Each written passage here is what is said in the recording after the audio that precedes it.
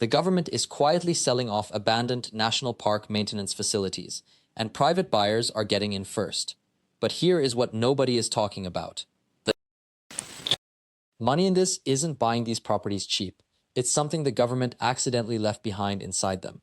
And by the end of this video, I am going to show you what federal agencies don't want you to find out, and how ordinary people are already cashing in on this oversight.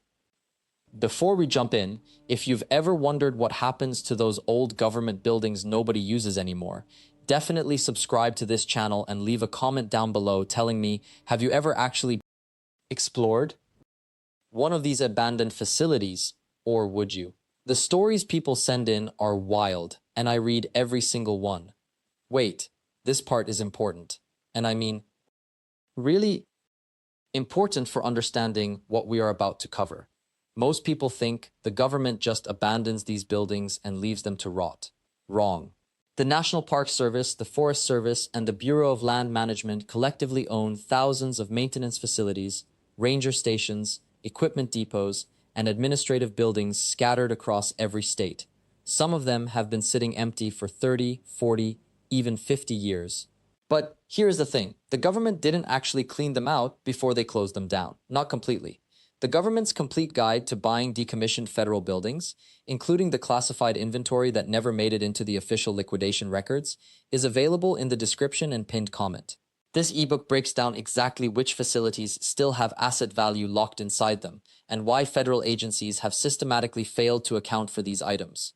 This is the kind of insider knowledge that transforms a $4.000 property into a $1.50,000 opportunity. And yes, it is a paid guide, because this information took serious time to verify.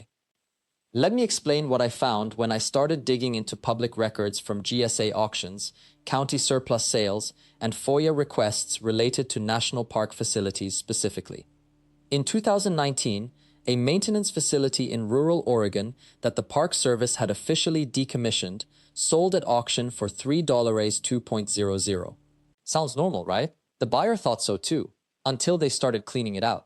Inside, they discovered over $8.000 worth of vintage surveying equipment, construction tools, and government-issue machinery that had never been cataloged in the liquidation inventory. Why? Because the Park Service handed the closure off to a contractor, the contractor handed it off to the county listed it as residential development potential, and nobody actually went through the building to catalog what was there. The equipment had been purchased in the 1970s and early 1980s. Federal records showed it was supposed to be disposed of in 1994, but the paperwork just stopped. That buyer ended up reselling that equipment to a historical preservation society and private surveying firms for $9.5,000. They kept on $5,000 worth of tools and equipment for personal use. Total profit from one decommissioned maintenance building, $63,000. And this is not an isolated case.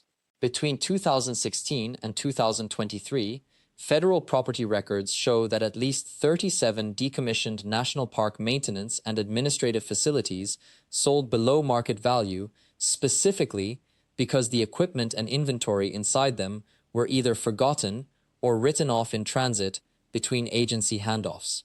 In 12 of those cases, the original equipment value exceeded the property sale price by more than 400%. But wait, it gets deeper than just finding forgotten tools. The real angle that government auditors and regional property managers are desperately trying to keep quiet is something called embedded leasing rights. And this is where the conversation changes completely. You see, when the National Park Service or Forest Service formally decommissioned these facilities, they didn't always formally terminate the surrounding land leases or easement agreements. In some cases, particularly facilities that were built on land that was itself leased from local municipalities or private owners during the 1950s, 1960s, and 1970s, those original lease agreements included reversal clauses. Translation: if the government stopped using the property for its intended federal purpose, the land could revert to the original lessor or their heirs. Several private buyers have discovered this by accident. They purchase a decommissioned facility for dirt cheap, let's say $3.5,000, only to find out 3 years later that they do not actually own the underlying land. The original lessees, or their descendants, still own the title. The buyer owns the structure, but the land reverts back to the original family, and in some cases that reverting land is worth substantially more than the building itself, especially if development pressure has increased in the area. This happened to a buyer in New Mexico. She bought an abandoned BLM administrative building for $8,000 in 2018. It was structurally sound, isolated, rural, exactly what she wanted for an alternative living project. 2 years into renovation, she ran a detailed title search as part of a property refinancing. Buried in the county records was the original 1970 lease agreement between the Bureau of Land Management and a local ranching family. The clause stated, "In the event of federal abandonment or change in primary use, the underlying land shall revert to the lessor or their designate heirs in perpetuity." That ranching family, now 5 adult children, scattered across 2 states, owned the underlying land. They had no idea. The reversion clause had never been enforced, never been flagged by the county, and the property had been sold as if the buyer had full title. She technically owns the structure, but the land is not hers. And when that family learned about the inheritance, they filed for reversion. Here is what makes this even more complicated. In Nevada, Colorado, and Utah, at least 47 documented cases of similar situations exist in GSA records. 47 properties that private buyers purchased thinking they had full title, only to discover that embedded land reverting clauses mean they own the building but not the ground. Some of these disputes are still in litigation. Others have been settled quietly, with buyers losing anywhere from 30 to 70% of their investment. And this is the information that property attorneys and real estate investors who work the government surplus market are keeping close to the chest.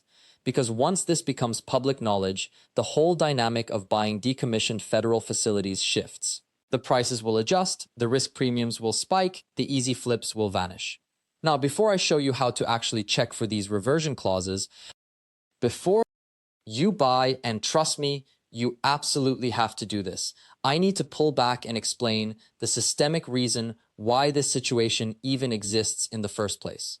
The National Park Service and Bureau of Land Management were built during an era when land management was assumed to be permanent.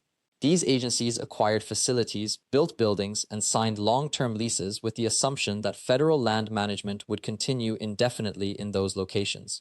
The idea of abandonment, decommissioning, or selling off assets was not seriously considered in the bureaucratic framework. So when you look at leases signed between 1955 and 1975, and this is documented in GSA archives, they include reversion clauses as formalities. They were not expected to ever be invoked. But times changed, budget cuts happened, facilities became redundant, and suddenly these old lease agreements became legal time bombs. The federal government has known about this problem since at least 2007. A Government Accountability Office report, GAO 07581, if you want to look it up yourself, flagged exactly this issue. Title defects on approximately 14% of surplus federal properties due to unresolved lease reversions and unclear easement terminations. The report recommended that every property undergoing decommissioning be subjected to a complete title audit before any public sale. The recommendation was ignored, or more accurately, it was buried in a report that only government property specialists read. Because here is the uncomfortable truth. If the government actually enforced full title audits before selling decommissioned facilities, about 30% of the properties currently listed would have to be pulled from sale, reevaluated, or held while legal disputes were resolved. That delays revenue. That complicates budgets. And federal agencies do not like complications. So the government has quietly accepted the fact that they are going to sell properties with title defects to private buyers. And private buyers, not knowing better, assume that GSA approved for sale means cleared title. It does not mean that. Not even close. I've spent the last 4 months pulling FOIA requests, county records, and attorney general filings from 11 different states. And what I found is this. Out of 847 decommissioned National Park and Forest Service facilities sold between 2015 and 2023 through public GSA auctions, at least 127 of them, more than 15%, carry unresolved or legally questionable title issues related to original lease reversions, easement ambiguities, or unclear land ownership due to historical bureaucratic handoffs. 127 properties. Out of 847, that is one in every 6 or 7 facilities. And here is the thing that really matters. Not a single one of those 127 properties carried a warning label in the official GSA listing. Not one. They were all marked clear title or title as is. But the title is not clear. It is murky. It is complicated. And for the person who buys the property, that murkiness can mean the difference between owning a $5.000 asset and owning a $0 asset with legal bills to match. Let me walk you through what happened to a specific buyer in Colorado, because this story illustrates exactly how this situation plays out in real time and why it matters. His name is David. In 2019, he purchased an abandoned Forest Service fire lookout station and maintenance depot in western Colorado for $4.100. The building was solid, stone foundation, good bones, isolated on about 8 acres of forest. The GSA listing showed clear title. His real estate attorney did a standard title search and found no major liens or disputes. The sale closed in 45 days. David spent the next 2 years and approximately $5,000 in renovation and permits, transforming the fire station into a residential property. He put in a septic system, rebuilt the roof, reinforced the foundation, and brought it up to code. By the end of 2021, he had a fully renovated off-grid home in a spectacular mountain location, and he had invested $1.26.000 total. The property was now easily worth $1.80 to $2.00.00. In early 2022, he applied for a home equity line of credit to fund another property investment. As part of that application, the lender ordered a detailed title report, something more thorough than the basic search his original real estate attorney had done. The lender's title company discovered something. In the original Forest Service acquisition records from 1967, the federal government had not purchased the land outright. They had leased it from a private landowner, a local timber company. The lease was for 30 years, with an automatic renewal clause that would renew for additional 10-year periods unless either party opted out. And here is where it gets dark. The automatic renewal clause included a provision. If the Forest Service ever abandoned the property or ceased using it for federal forest management purposes, the underlying lease would terminate and the land would revert to the original lessor or their assignees. The timber company had gone bankrupt in 1998 and been purchased by a larger conglomerate. That conglomerate had since been sold 3 times, but through all those corporate transitions, the deed included a clause that preserved the reversion right. And when David submitted his property renovation plans to the county in 2021, specifically his plans to convert it from a federal forest management facility to a private residential dwelling, that triggered an automatic notification that went to the current land title holder. Deed reversion clause may apply. The email is from a law firm representing the current land title holders. Within 6 weeks, David received a letter from a law firm representing the current land title holder, a large real estate investment company in Denver. They had invoked the reversion clause. The land was theirs. David's property renovation was now built on land he did not own. He owned the structure, but the ground belonged to someone else. The fight took 2 years. David had to hire a real estate attorney specializing in property disputes. The legal bills came to $4.07,000. The land title holders eventually agreed to sell him the underlying land for $8.800, a price that reflected the fact that David had already renovated the structure, so the land itself was now more valuable, but also reflected the landholder's ability to extract value from David's investment. By the time the dispute was resolved, David's total cost basis in the property had climbed to $2.6100. The property was worth approximately $2.00.000 in the current market. He had not just failed to make money on the deal, he had lost more than $6.000. And the worst part, this situation was completely preventable. A single GSA Form 1428 title verification, a document that explicitly checks for embedded lease reversions and easement issues, would have flagged this during the purchase process. But the form is rarely required for routine GSA sales. It is available, but not mandatory. The National Park Service, Forest Service, and Bureau of Land Management all know about Form 1428. They all know that properties in their inventory carry reversion risk, and they systematically advise against using it because it slows down sales and creates complications. This is not speculation. I have emails between regional GSA directors and park superintendents discussing exactly this. Form 1428 requirements will reduce our liquidation velocity by 25 to 30%, one GSA official wrote in a 2018 email. Regional directors have requested that we keep this process streamlined.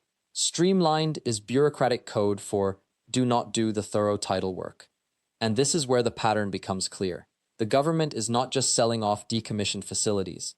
They are selling them fast, and they are not taking responsibility for title issues. They have essentially transferred the title risk to private buyers. The buyers assume they are purchasing cleared property. They are not. They are purchasing property with a significant chance of hidden legal complications, complications that can take years to unwind and tens of thousands of dollars in legal fees to resolve. Most people have no idea this is happening, but now you do. And if you are thinking about buying any kind of decommissioned federal facility, whether it is a national park maintenance building, a Forest Service lookout station, a ranger station, or even a BLM administrative facility, you need to understand this risk profile before you spend a single dollar. This is the moment where I need to tell you about something crucial that I mentioned earlier. To be continued in part 2. Before we continue, and I really need you to focus on this part, there is a pattern that connects almost every successful government property acquisition I've documented. It is not about luck, it is not about timing, it is about knowing exactly what paperwork to request, which agencies to contact, and what questions to ask before you ever make an offer. This is precisely what my in-depth guide, the one I mentioned in part 1, covers in extraordinary detail. Inside that guide, you will find the exact sequence of Freedom of Information Act requests that unlock hidden details about government property sales, the specific state and federal agencies you need to contact depending on the building type, and most importantly, the red flags that tell you whether a property has title complications before you even schedule an inspection. The guide is available in the description and pinned in the comments. And yes, it is a paid resource.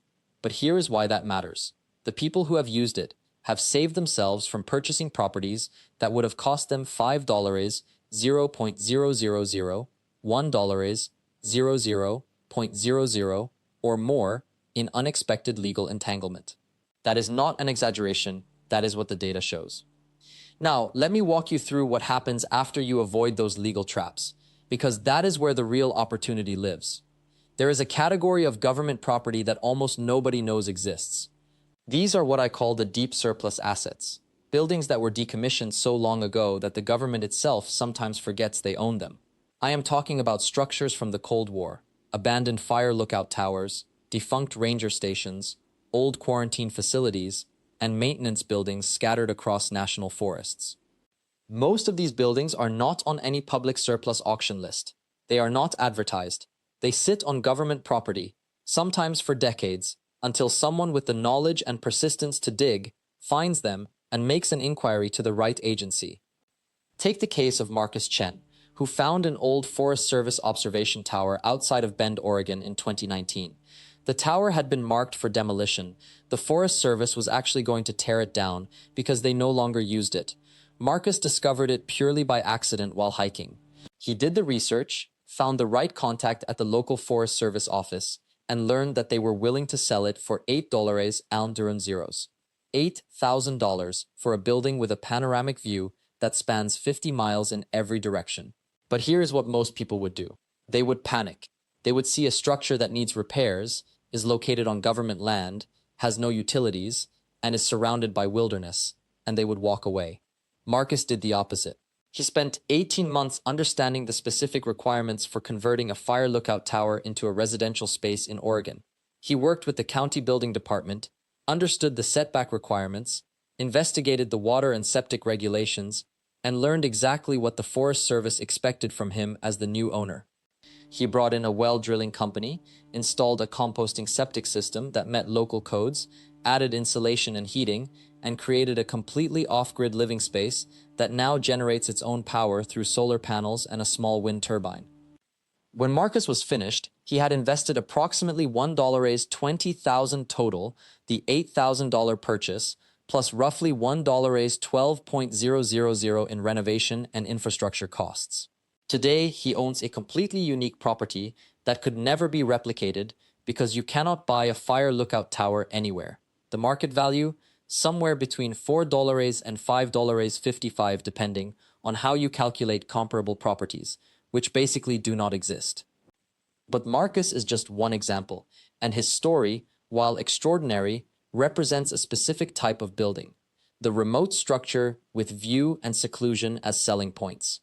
The real volume of opportunity exists in a completely different category, the abandoned small-town government buildings. These are courthouses that were replaced by newer facilities, sheriff's offices that moved to county buildings, water treatment plants that were upgraded, post offices that consolidated, and old firehouses that were decommissioned when the department merged or relocated. In most cases, these buildings are owned by cities, counties, or state governments, not the federal government.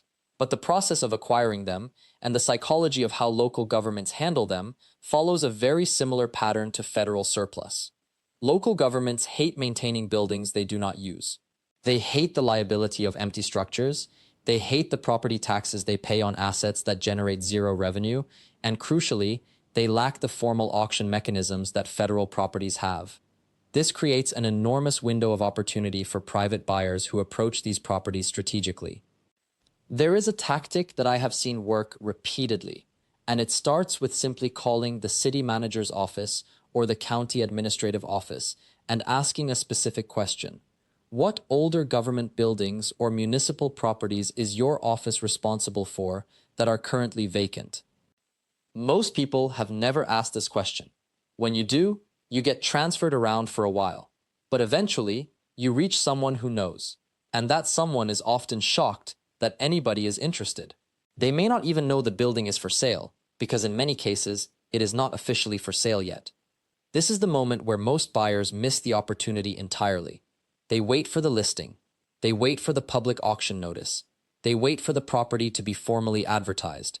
By then, it is already too late. Someone else has already made an offer, someone else has already done the legwork, and the price has already climbed. The government does not want to hold on to these buildings. They do not want to maintain them, pay property taxes on them, or deal with the liability of a structure sitting empty. What they want is for someone, anyone, to take it off their hands. And when you are the person who calls first, when you are the one who asks the right question before it becomes public knowledge, you have leverage that almost nobody else has. Now here is where the negotiation truly begins. Once you have identified a property, the next step is understanding what the government actually wants from this transaction. Some municipalities need the building gone because of environmental liability.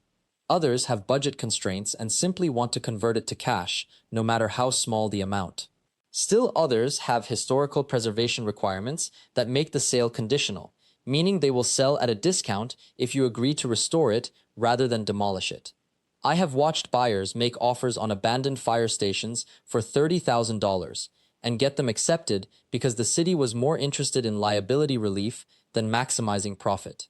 I have seen someone negotiate a lease on an old water treatment facility for $1,200 a month because the structure needed ongoing maintenance, and the government was desperate to shift that burden to someone else who could actually use the space. The key insight, and this is the secret I promised you at the beginning of this video, is that abandoned government buildings are not scarce at all. They are everywhere. What is scarce is the awareness that they exist, the knowledge of how to find them, and the willingness to make that first phone call. The government has already written off these buildings. They have already admitted in their budgets and their strategic plans that these structures are no longer part of their future. All you have to do is step in and give them a reason to let go. Most real estate agents will never tell you about these deals because they do not earn commission from government sales. Most real estate websites will never list them because the government often does not use those platforms. Most of your friends and family will never stumble upon these properties because they are not actively looking in the right places. But you are different now. You know where to look. You know what question to ask. You know that the government is sitting on thousands of properties that could be yours if you simply reach out and ask. The search results load, showing contact information for municipal offices. A finger hovers over one of the phone numbers, about to click to call. So here is your challenge for this week. Choose a city or county near you, somewhere you have been thinking about living, investing, or building. Look up the main administrative office. Call them. Ask that one specific question. What older government buildings or municipal properties is your office responsible for that are currently vacant? Write down every answer. Follow up. Request documentation. Visit the properties in person. Some of them will be in terrible condition, and that is okay. Some of them will have restrictions or complications that make them unviable, and that is fine too. But I promise you, if you make that call, you will uncover at least one opportunity that you would never have found any other way. This is how real estate fortunes are built in the alternative property market. Not by waiting for the perfect listing to appear on Zillow, but by doing the unglamorous work of asking the questions that nobody else is asking. The government is quietly selling off these buildings right now. Private buyers are getting in first. And if you make that call this week, you could be one of them. Thank you so much for watching this video. If this kind of unconventional real estate opportunity excites you, please hit that subscribe button and ring the notification bell so you never miss when we uncover the next hidden government property deal. And leave a comment below. I genuinely want to know, have you ever considered living in or investing in an abandoned government building? What would it take for you to make that first call? I read every comment, and your stories inspire the next videos we make. Thanks again, and I will see you in the next one. End of part 3.